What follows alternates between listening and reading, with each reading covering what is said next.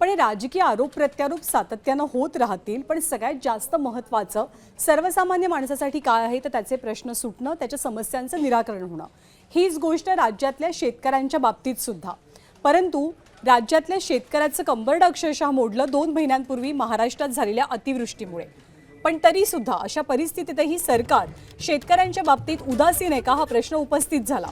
त्याला कारण असं की मुख्यमंत्री सहायता निधीत ऑक्टोबरच्या महिन्यात 106 कोटी रुपये जमा झाले, मात्र शेतकऱ्यांना केवळ 75,000ंचीच मदत केली गेली असं माहितीच्या अधिकारांतर्गत समोर आलं. या मुद्द्यावरनं अंबादास दानवेंनी मुख्यमंत्र्यांना ट्विटरवरनं प्रश्न विचारले, पण हा सगळा प्रकार अर्धवट माहितीमुळे घडल्याचं स्पष्टीकरण मुख्यमंत्र्यांकडनं देण्यात आलं. पण विरोधकांचं यावरनं काही समाधान झालं नाही आणि विदर्भासाठी सरकारनं काय काय दिलं असा प्रश्न अधिवेशनासाठी दाखल झालेल्या उद्धव ठाकरेंनी सुद्धा विचारला. त्यामुळे अधिवेशनातल्या चर्चेतनं काहीतरी सकारात्मक घडून देशाच्या पोशिंद्याचं थोडं तरी भलं व्हावं हीच अपेक्षा व्यक्त होतीये.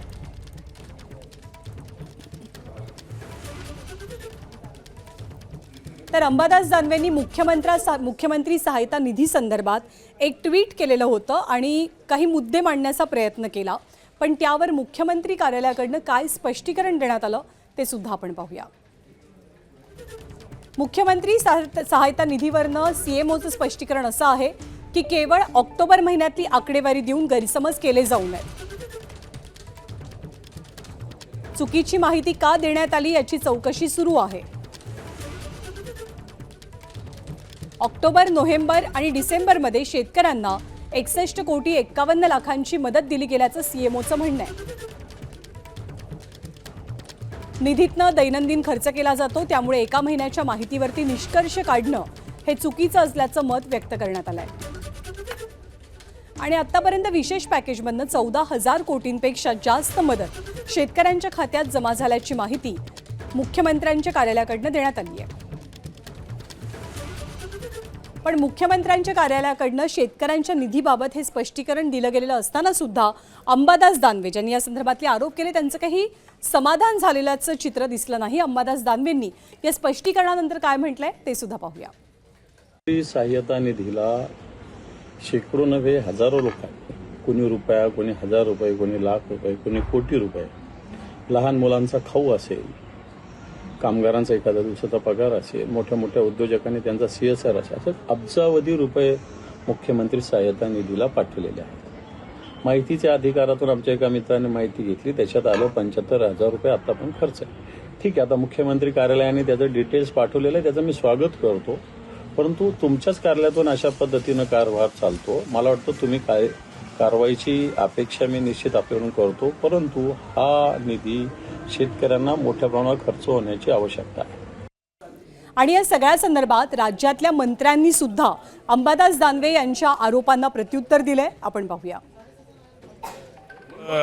अवर्षणग्रस्त शेतकऱ्यांसाठी राज्य सरकारच्या वतीनं 32 GR काढलेले आहेत आणि साधारणतः 21,000 कोटी रुपयांपर्यंत मदत ही शेतकऱ्यांना देण्याचा प्रयत्न केलेला आहे. अजूनही काय थोडे अर्ज पेंडिंग असतील त्यांनाही आपण मदत देणार आहोत.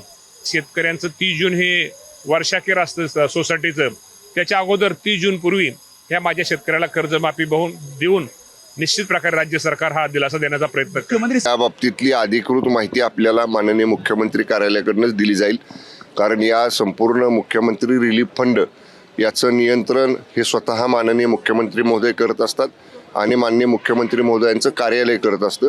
त्यामुळे याची अधिकृत माहिती आपल्याला माननीय मुख्यमंत्री कार्यालयाकडनं मिळेल. 21,000 कोटींची GR प्रत्यक्ष शेतकऱ्यांना मदत करण्याची निर्गमित करून ते पैसे त्या विभागाकडे वर्ग झालेले आहेत. ही आकडेवारी ऑन रेकॉर्ड आहे आणि अगदीच रोहित पाटील साहेबांना जर त्याची माहिती हवी असेल तर त्यांनी मदत पुनर्वसन मंत्र्यांची भेट घ्यावी.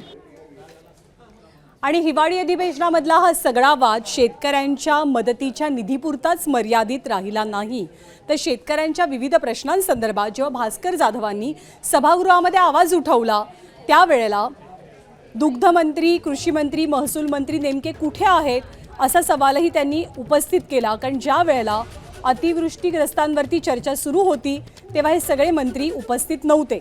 म्हणून एकीकडे निधीवरनं वाद तापलेला असताना दुसरीकडे संबंधित मंत्री सभागृहात हजर नसल्याचं चित्र दिसलं.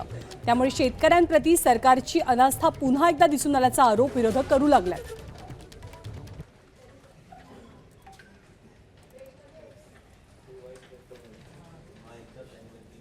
अहो लॉबीमध्ये एक सुद्धा सेक्रेटरी नाही, तुमचे मंत्री नाही, लॉबीमध्ये सेक्रेटरी नाही, डेप्युटी सेक्रेटरी नाही, ऍडिशनल सेक्रेटरी नाही, कोण आहे? काय चाललंय काय? अशा पद्धतीनं कामकाज चालवता येतं, चालवा तुम्ही, आमचं काय म्हणणं नाही, आम्ही ओरडतोय, पण सरकारच्या वतीनं इतका गंभीर विषयाचा प्रस्ताव समोर आलेला असताना कुठे आहेत मंत्री? कुठे गेले मंत्री? एबीपी माझा, उघडा डोळे बघा नीट.